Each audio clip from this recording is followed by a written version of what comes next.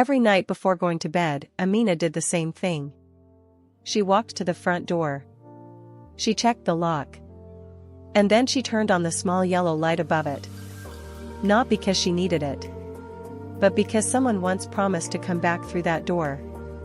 Her son, Sammy, watched her from the hallway, holding his blanket with both hands. "Mom," he asked softly, "is Dad coming home tonight?" Amina paused. For half a second, her heart forgot how to beat. She forced a smile. The kind mothers learn when they don't want their children to see the truth. "Soon," she said. He always said soon. Sammy nodded, pretending that was enough. Children learn early how to accept half answers when full ones hurt too much. 3 years earlier. 3 years ago, life was simple. Not perfect, but full. Her husband, Daniel, used to come home tired, smelling of dust and work, but smiling the moment he saw his family. He would lift Sammy in the air and say, "This little man is getting heavy." They laughed a lot back then. On the night he left, Daniel stood at the door longer than usual. "It's just a job in another city," he said. "A few months. I'll send money. I'll call every day." Amina adjusted his collar and joked, "Don't forget us when you become rich." Daniel smiled, but his eyes looked different. As if he wanted to say something, and didn't. That was the last real conversation they ever had, the silence. At first, the calls came. Then the messages grew shorter. Then, nothing. Days turned into weeks. Weeks into months. Amina called his number until the phone stopped ringing and went straight to voicemail. Eventually, even the voicemail disappeared. Friends tried to help. Maybe he lost his phone. Maybe something happened. Maybe he just needs time. And then came the sentence she hated most. "You should move on." But how do you move on from someone who never said goodbye? There was no closure. No grave to cry at. No truth to hold on to. Just silence. The waiting. Amina started measuring time differently. Not by calendars. But by small losses. The day Sammy stopped asking every morning. The day she sold her wedding bracelet to pay rent.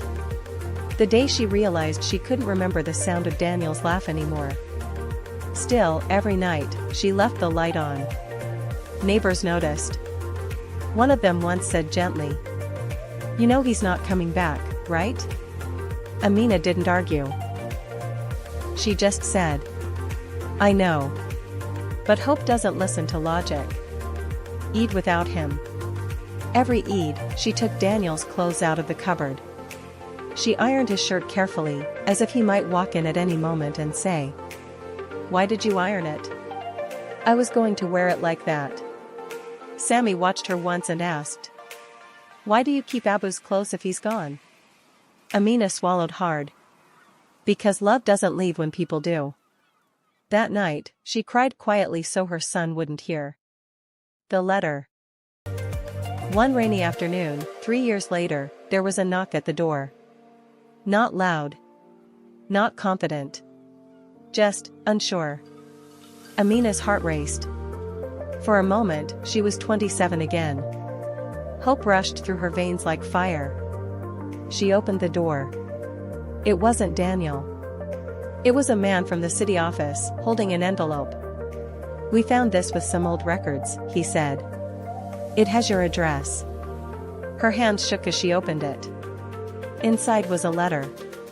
Old. Wrinkled. Daniel's handwriting. "Amina. If you're reading this, I was too weak to come back. I failed.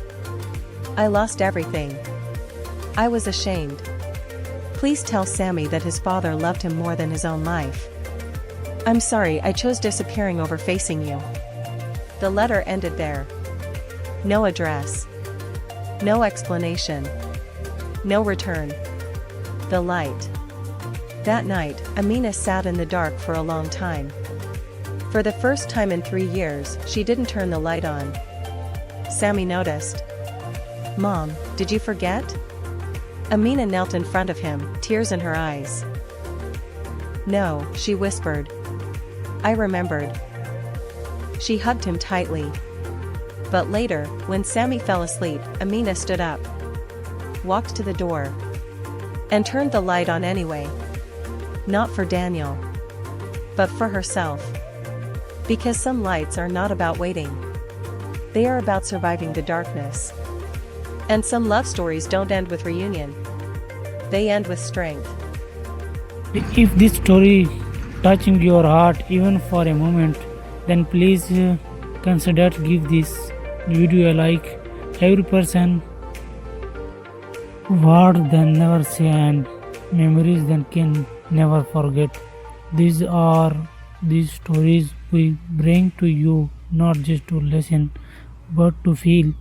If you love emotional heart touching stories, make sure to subscribe to your channel so